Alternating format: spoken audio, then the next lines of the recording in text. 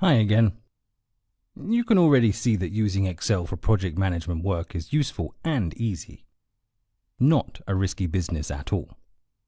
As promised, let's quickly go through the Excel steps for creating a risk log. But first, let's take a quick look at our template. You see it is similar to the other documents we already saw. Good. We start with the number column. Then we have the risk described in a few words, and next to it there is a second column where it is described in greater detail. This is another useful tip for more efficient management. You keep a short and simple title column and use a second field for all details, which you may need to read once or twice, but after that you will not refer to every time you open the document. This tip can be applied also to the general RAID log.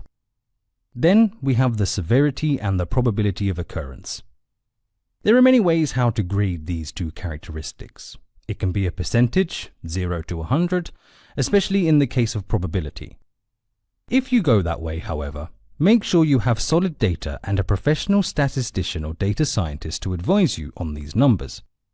If you are analyzing the risk of an earthquake destroying $1 billion construction project, you don't want to get these numbers wrong. Different options are also available for severity. For example, this can be measured in dollar amounts to estimate the damage on the company's revenue or profit that the risk can generate.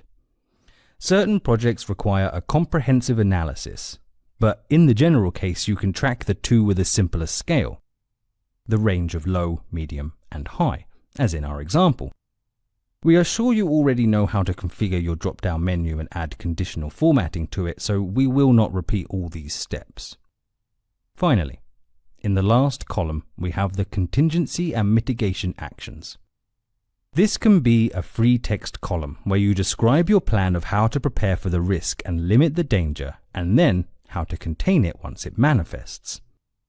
If things are unmanageable, have your plan B ready. Perfect. Our risk log is ready. So there we have it. Our RAID log document or documentation is created.